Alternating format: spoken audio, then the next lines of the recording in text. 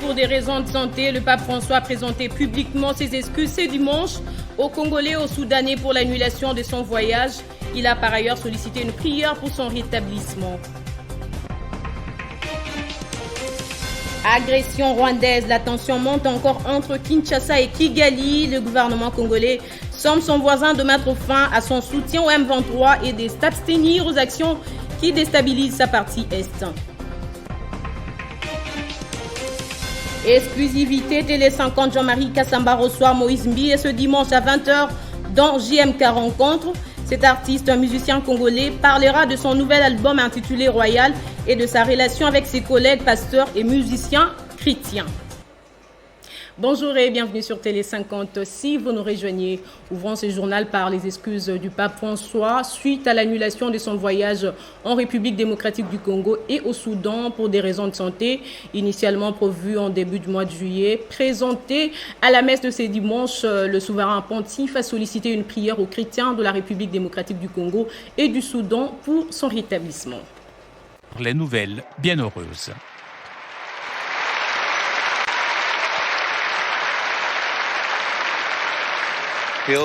Maintenant, je voudrais m'adresser aux populations et aux autorités de la République du Congo et du Sud-Soudan, très chers, avec grande douleur à cause de mes problèmes aux genoux.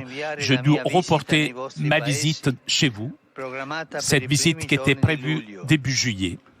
Je ressens vraiment un grand regret pour être obligé de reporter ce voyage auquel je tiens particulièrement.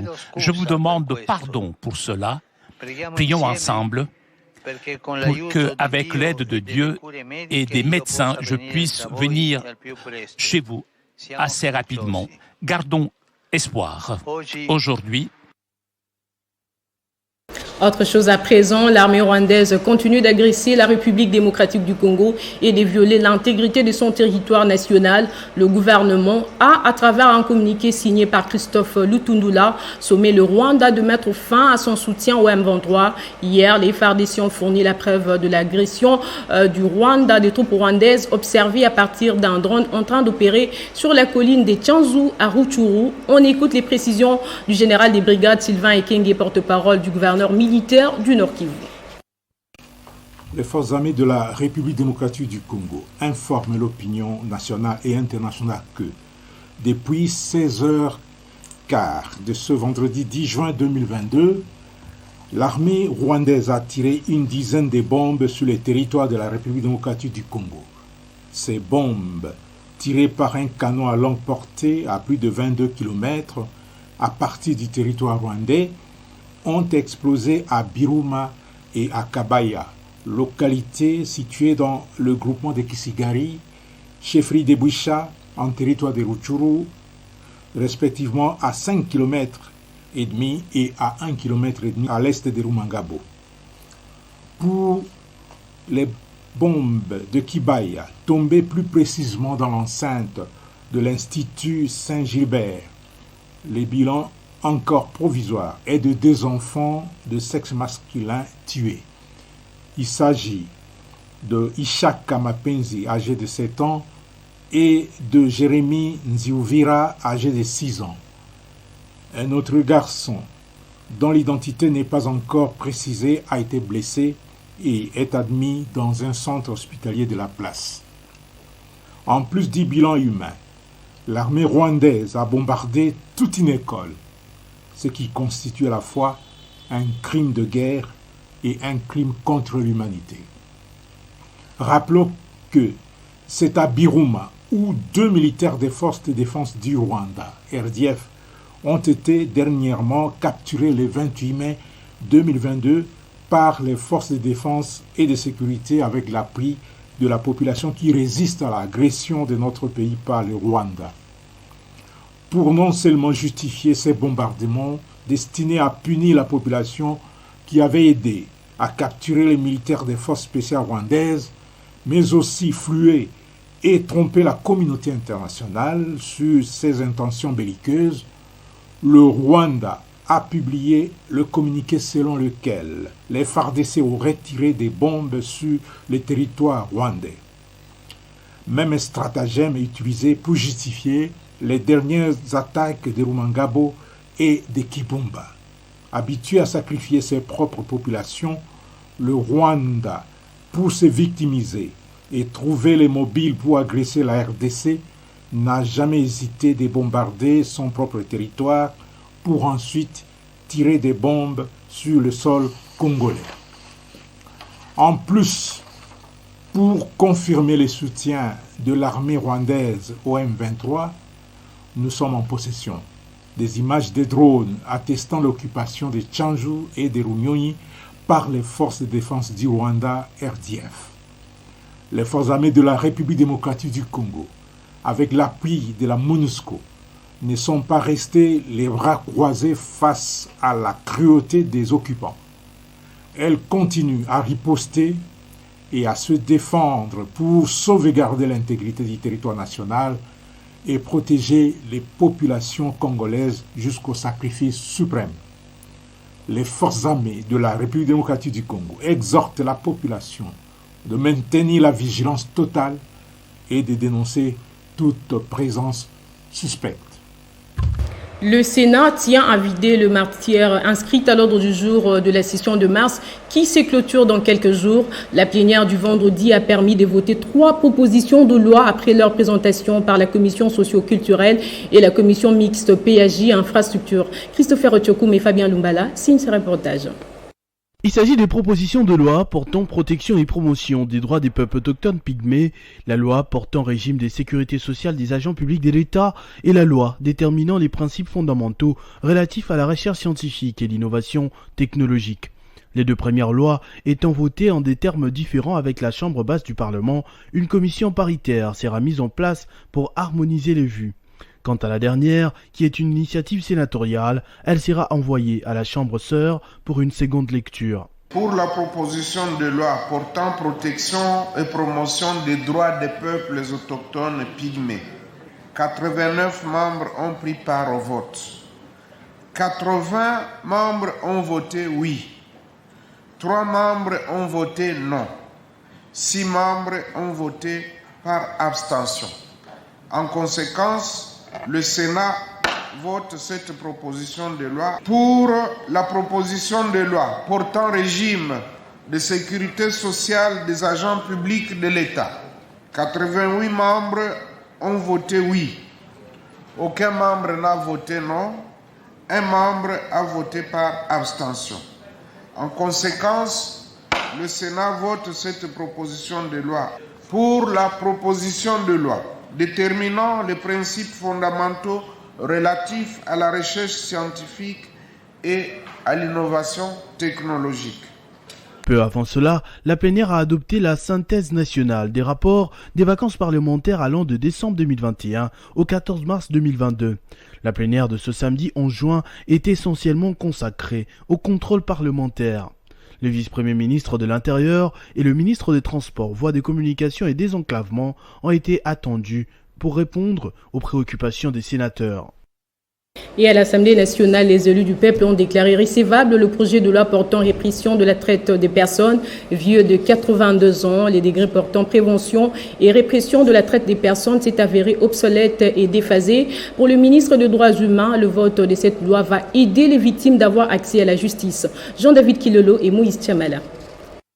Faisant l'économie de ces projets de loi, le ministre des Droits humains Fabrice Pouela a fait savoir que la Constitution consacre à travers l'article 16 les caractères sacrés de la personne humaine. Cette disposition impose sur pied du même article à l'État l'obligation de respecter et de protéger la personne humaine. Elle proscrit l'esclavage et les pratiques analogues ainsi que les traitements cruels, inhumains ou dégradants, de même que le travail forcé. Cette disposition impose sur pied du même article à l'État l'obligation de respecter et de protéger la personne humaine. Elle proscrit l'esclavage et les pratiques analogues ainsi que le traitement cruel, inhumain ou dégradant, de même que le travail forcé. Cette loi spécifique va aider la RDC à mieux protéger les groupes vulnérables contre les réseaux des trafiquants d'êtres humains. L'absence d'une loi criminalisation la traite des personnes en RDC laisse les trafiquants dans l'impunité et favorise les réseaux au détriment des victimes. Pour les ministres des droits humains, le vote de cette loi va aider les victimes d'avoir accès à la justice, de bénéficier systématiquement de la protection des autorités judiciaires et de contenir l'expansion des fléaux au sein des communautés liés à d'autres crimes transnationaux tels que flux financiers illicites, l'usage des faux documents de voyage et la cybercriminalité. La traite des personnes peut jouer un rôle déterminant dans la transformation de la République démocratique du Congo en un narco-État, un territoire échappant au monopole de la violence légitime de l'État. Enfin, parce que l'absence d'une loi spécifique sur la traite des personnes peut nuire à la coopération internationale entre la RDC et ses partenaires techniques et financiers en matière d'aide publique au développement. En fin de compte, le projet de loi a été déclaré recevable et envoyé à la commission mixte PAJ Droits de l'homme qui a 3 jours pour toiletter ces textes. Un passeport diplomatique a été remis à la famille Lumumba qui se rend en Belgique pour le parachèvement du processus de rapatriement de la relique de l'ancien Premier ministre congolais. Pour les vice-premiers ministres, ministre des Affaires étrangères Christophe Lutundula, la cérémonie restera mémorable puisqu'elle marque la réalisation de la promesse du chef de l'État à la famille des Lumumba. Il effectuera son dernier voyage de retour sur les sols de ses ancêtres, Emery Patrice Lumumba, ou du moins ses restes, avec ce passeport diplomatique. L'atmosphère est lugubre, les émotions se retiennent. Lorsque le premier des fils Lumumba, François Lumumba, reçoit du vice-premier ministre, ministre des Affaires étrangères, Christophe Lutundula, cette pièce d'identité du tout premier ministre pour ce retour attendu depuis 61 ans. Les reliques seront à Kinshasa le 21 juin et les Congolais pourront enfin faire le deuil de leur tout premier ministre Patrice Emery Lumumba. Avant le rapatriement des reliques, une cérémonie de remise solennelle de ce passeport diplomatique à la famille était indispensable. Aujourd'hui, pour notre ministère, c'est une journée mémorable, inoubliable. Notre ministère est honoré d'être associé à ce processus qui a été négocié par la famille du premier ministre de la République démocratique du Congo, héros national, Patrice Emery Lumumba, afin que finalement notre peuple, ses dirigeants, son président de la République, son Parlement et son gouvernement puissent enfin témoigner de leur reconnaissance à notre héros national et de pleurer dignement. Après plus de la moitié d'un siècle, la mémoire d'Emery Patrice Lumumba pourra enfin reposer en paix sous la place échangeur des Limété, déjà apprêtée à cette occasion. Le président de la République, Félix Tshisekedi, s'y était engagé et aujourd'hui, c'est la réalisation. Le couple royal et le premier ministre Samuel Lukonde sont arrivés à Lubumbashi ce dimanche, accueillis par le gouverneur de province Théo Ngouabidje. Le roi des Belges aura un entretien avec le prix Nobel de la paix Denis Mukwege à Pandi, puis un face-à-face avec les Belges vivant dans ces coins de la République démocratique du Congo. Depuis 2005 à 6 jours, grâce à l'appui de la coopération belge au développement, l'Institut international agriculture tropicale met en œuvre le projet Sialka, consortium pour l'amélioration de moyens d'existence basé sur l'agriculture en Afrique centrale, qui a mis en environ 1 million de petits exploitants agricoles congolais de bénéficier de nouvelles pratiques de protection du bananier contre le maladie ravageur, ainsi que l'introduction du forage pour l'amélioration de la qualité de lait. Et c'est dans le cadre de l'agriculture résiliente face au changement climatique. Avec l'appui d'autres partenaires au développement, l'ITEA présente également son approche unique de la recherche grâce à des technologies agricoles et des installations de recherche de pointe, et met un accent sur la promotion d'une agriculture commerciale et compétitive, génératrice de revenus et créatrice de richesses et d'emplois. Première en Afrique centrale, l'élaboration de biotechnologie a été inaugurée en octobre 2019 par le chef de l'État Félix-Antoine Tshisekedi et qui a accepté que la dite station porte le nom du président Olusegun Obasanjo, ITEA campus de recherche. en reconnaissance de son appui de mobilisation et de son sacrifice sans relâche dans le pourparler pour le retour de la paix en RDC. Ceci a renforcé davantage la relation qui existait déjà entre l'ITA et les gouvernements de la RDC. En tant que partenaire technique, l'ITA appuie la RDC à transformer les secteurs agricoles congolais à travers le programme d'agenda de la transformation agricole ATA RDC, initié par le chef de l'État, Félix-Antoine Tshisekedi, dans les budgets estimatifs et des 171 millions de dollars pour l'exercice de 2022 à 2023 et le gouvernement a décaissé 22 millions de dollars. Le roi Philippe et la reine Mathilde vont visiter l'hôpital de Panzi, l'Institut international d'agriculture tropicale ITA, avant de rencontrer quelques représentants de la communauté belge dans l'est du pays. Le vice-premier ministre, ministre de la fonction publique, Jean-Pierre Liao, a procédé au lancement de l'opération d'immatriculation des agents publics de l'État par la SENSAP dans les Kasaï-Orientales. Cette opération facilite la prise en charge des fonctionnaires pour une bonne retraite.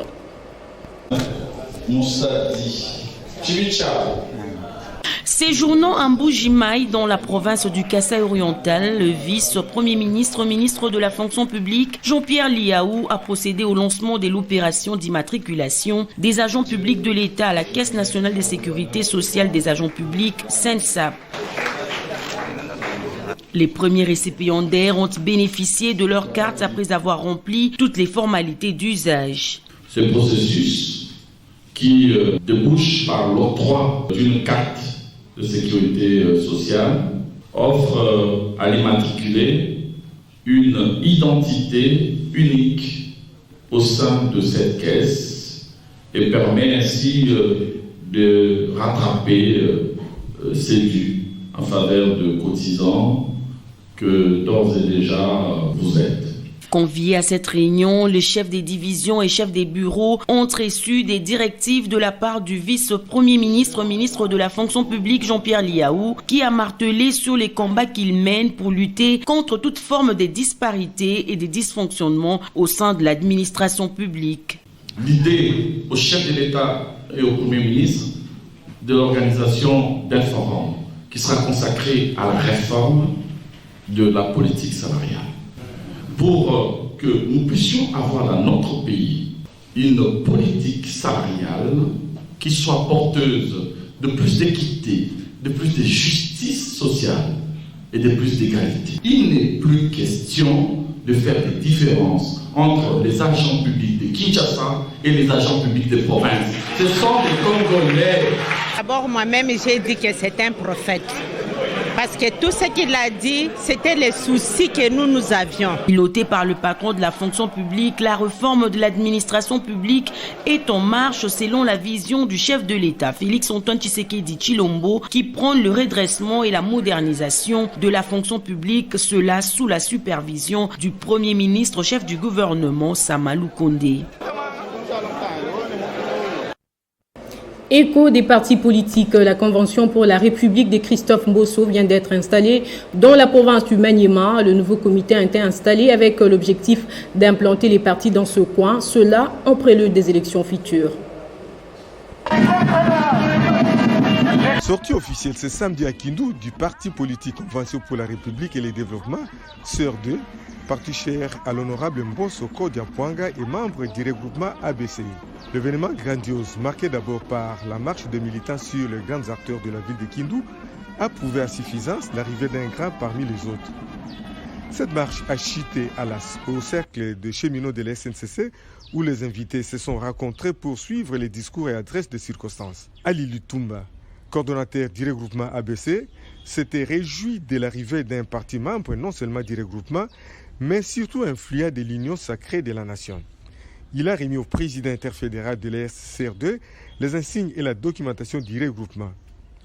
Afan Idriss Mangala, gouverneur anti-térim, lui aussi était bien présent pour encourager les militants du parti partenaire et marquer son soutien.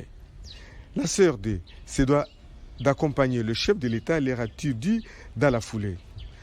Le professeur Expédie Kabunga Mayuka, président interfédéral, très engagé dans les challenges politiques, s'est fait le premier défi d'implanter les partis jusque dans le dernier village et se préparer pour les échéances à venir.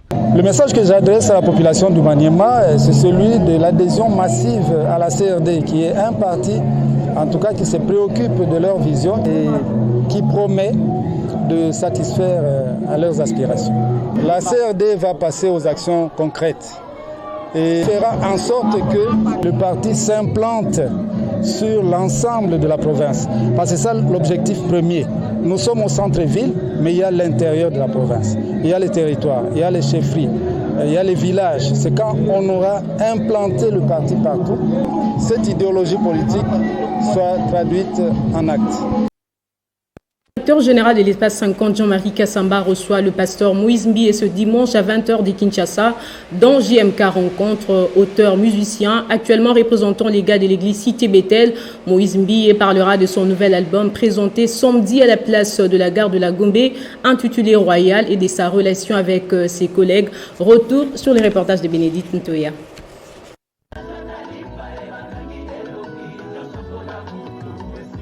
C'est avec cette joie immense que les chrétiens ont accueilli Royal, nouvel album de l'artiste Moïse Mbie, musicien chrétien et pasteur responsable de l'église Cité Bethel. Un chef-d'œuvre qui fait déjà parler de lui, notamment à travers Isimbité, titre dans lequel le chanteur parle de son expérience vécue en 2022. Je suis en train de dire, maître est tombé, Luc 10. Une personne qui s'oppose à toi, qui s'oppose à ta destinée, qui s'oppose à ton élévation, c'est un ennemi. Si tu me fais un mal aujourd'hui, je te pardonne. Mais l'esprit qui t'anime, qui te pousse à me faire du mal, je souhaite que cet esprit tombe. Parmi les invités de marque, le musicien chrétien, le bourgmestre de la commune de la Gombe, Ngoï Kazadi, et Jean-Marie Kassamba, président de l'UNPC section Kinshasa et patron de l'espace 50. Touché par la chanson Isimbité, le bourgmestre de la commune de la Gombe s'est dit s'approprier à l'œuvre qu'il considère comme une prière de chaque jour avant de demander au peuple de Dieu de croire à la croix. C'est tellement magnifique, c'est tellement profond et le parole... Je me suis dit, je m'approprie cette chanson. Ça sera ma prière de chaque jour.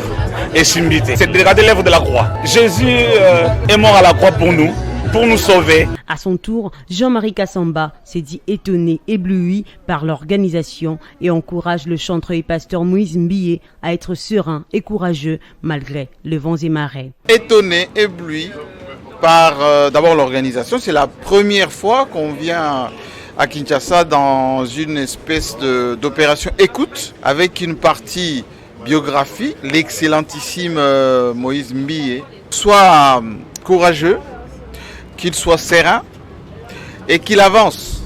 Parce que très souvent, les gens qui sont bons sont combattus. Le patron de l'espace 50 a invité la presse de Kinshasa à encourager le talent, à l'instar de Moïse Mbie, qui depuis plusieurs années fait vibrer le cœur de ceux dont le ciel reste la destination finale.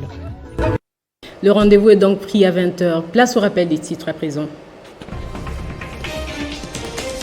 Reporté pour des raisons de santé, le pape François a présenté publiquement ses excuses ce dimanche aux Congolais aux Soudanais pour l'annulation de son voyage.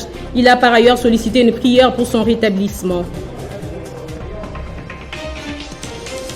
Agression rwandaise, la tension monte encore entre Kinshasa et Kigali. Le gouvernement congolais somme son voisin de mettre fin à son soutien au M23 et de s'abstenir aux actions qui déstabilisent sa partie est.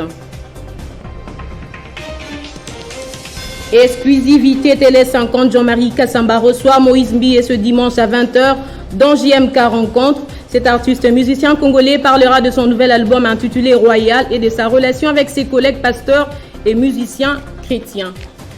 C'est par ici que prend fin ce journal. Merci à vous tous de l'avoir suivi et bon suite des programmes sur Télé 50.